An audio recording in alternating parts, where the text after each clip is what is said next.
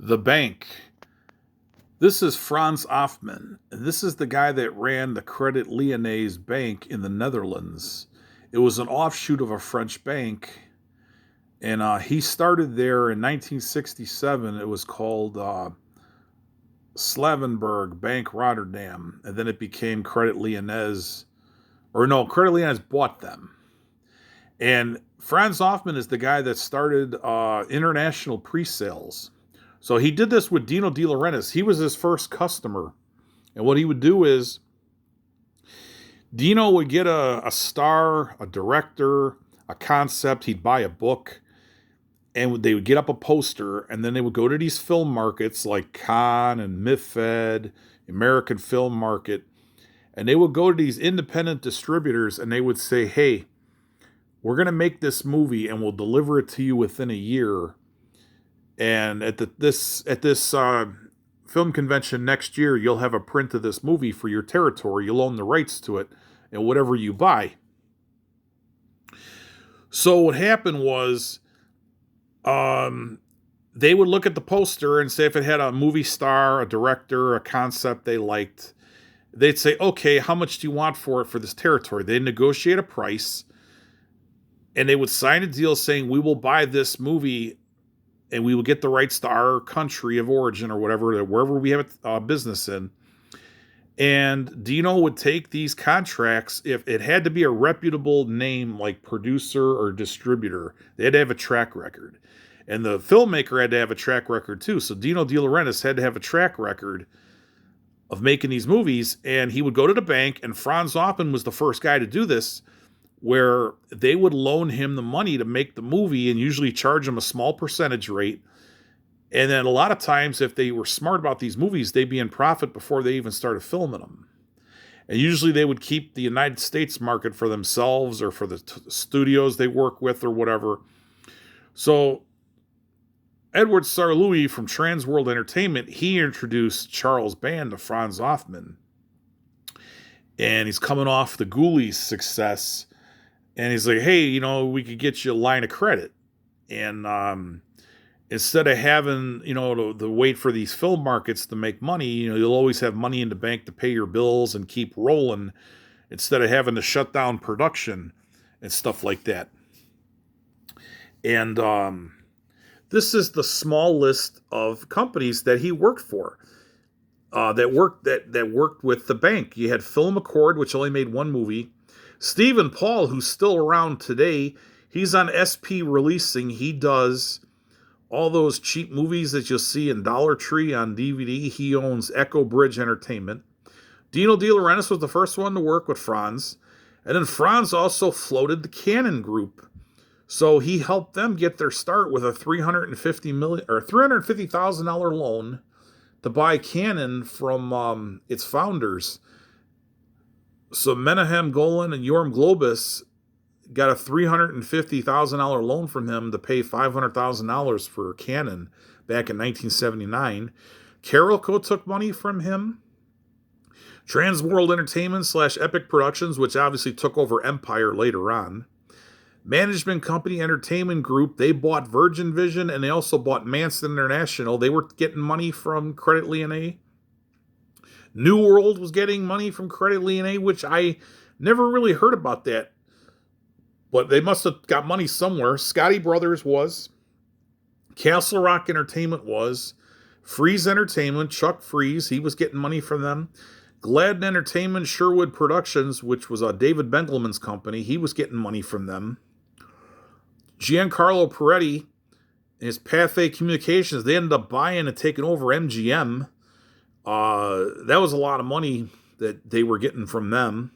Nelson Entertainment, which was a video company that took over the Embassy Pictures home entertainment division.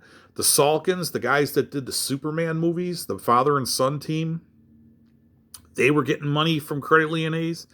Vision International, which was run by Mark Damon with Sarlouis, Diamante, and then Peter Guber and John Peters were associated with that.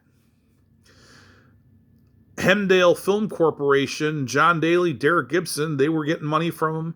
Tom Coleman's Atlantic Releasing, which did Teen Wolf. Island Alive, which did a lot of art films, 20th Century Film Corporation. So after Giancarlo Peretti buys Canon, Menahem Golan goes off to do 21st Century Film Corporation. That lasts for a couple of years. This was another one I really didn't know about. Jerry Weintraub Entertainment Group was getting money from them. And that was heavily financed with loans and bank debt and stock. So there's a lot of money there from Weintraub. Vestron, I didn't know, was getting money from Credit Lyonnais. They had a distribution operation that was all around the world. They were second to Warner Brothers worldwide with worldwide distribution at the time. And then, of course, Empire. So you name it, they're right here. There's 23 companies I just named, and probably a lot more that I don't know about, were at some point getting money from them. So that's, and supposedly he was involved with 900 pictures that he financed or helped finance. Now, this is his daughter. She did a movie called Hollywood Banker. Here's the trailer for it. From a very young age, I developed a huge adoration for my father. Let me introduce you to Franz Opp.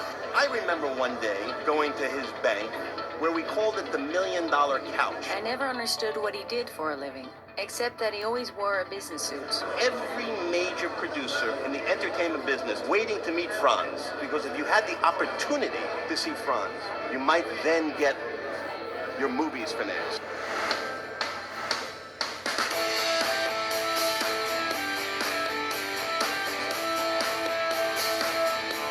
Can I get your autograph? I want to get your autograph. I needed your father, someone who believes absolutely in what movies can be. I enjoyed having coffee with Franz. I like, a very classy, elegant guy. The first picture that we did with Franz was The Terminator. And Franz was very instrumental in bringing that together. Hij was ijdel en hij vond het meer dan heerlijk. Hij genoot. He had that Dutch confidence, very convincing. And as a banker, I thought he was the godsend. And the winner is Platoon. My profound thanks to Franz Hoffman of Credit Lyonnais for having the money in the Philippine jungle when I really needed it. It was every banker's dream after that. It's the only time I've ever heard a producer thank its bank for anything.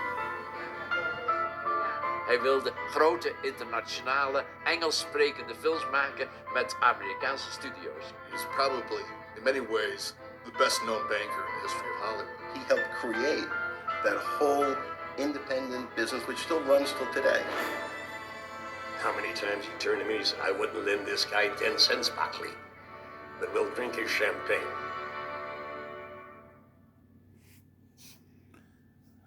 So you ever hear the term follow the money? So this guy was very influential in a lot of film companies. And they said that he produced 900 movies. I think it could be more, or financed. I think it could be more because he was involved with a couple of takeovers, especially with MGM and when Canon bought the Thorn-Emy Screen Entertainment Library. That was like 2,000 movies. Around the world, they had rights to different movies. And it wouldn't have been possible unless the checks cleared, and this guy made it possible. Now, in Charles Band's book, at first he was the darling of this guy, and then he says that when he brings it up, they basically torpedoed his business, and they took it away from him, and his ex-wife, Deborah Dion, remembers this guy really bad. She says, oh, the ugly German, and blah, blah, blah, blah. And I thought that was really funny. But, he made their business possible. It's just, I think their business, the growth got too out of hand. And it was just mismanaged. And, I mean, that's a shame, too, because I always liked Charles Band's stuff. I still wish that he was on a bigger scale with his productions. But, he's still in the game, and he's still making movies. And this guy helped him along in the 80s. And basically, I think the downfall of Empire was the movie studio when they bought that from Dino De Laurentiis, who still owned it through the bank. So even though that movie studio was closed down for over 10 years in Italy, this guy was controlling it. So you'd never get a clear answer who owned the studio. It was all tied up in papers. But What was funny is in the book is when Dino De Laurentiis meets Charlie Band and they hit it off really good because they both speak Italian. And he asked him right out, he says, do you have the money to make the payments for this if we sell you the studio? And Charles knew that he didn't, but he said, yes, we'll make it. We'll make more movies. And I get that thinking pattern. But it wasn't guaranteed, and then you hit a rough patch, and that's what happened. They started hitting a rough patch. And what I think happened is part of the problem back in the late 80s, early 90s was the video stores were crammed up with B movies. There was too many being made. And the demand for them just fell off. And they weren't selling like they used to. And that really hurt their business. Nowadays, you look at some of those movies, they're gorgeous compared to the stuff they're making now because it was on a bigger scale. But the bank definitely had a lot to do with Empire expanding, and then they also, when they pulled the rug out from underneath them, that's what happened. It basically folded up. And you'll notice that Charles Band said, I'll never work with another bank again after that. And his stuff was all self-financed or done through like video deals and stuff like that, so he didn't want to work with a banker again. And Franz Hoffman, he passed away in 2011. So he's no longer with us, but if you look back, that golden era in the 1980s, all of those movies, those B movies, through that litany list of companies were all financed through this guy. So if we didn't have that, half the video stores wouldn't have been filled up with them.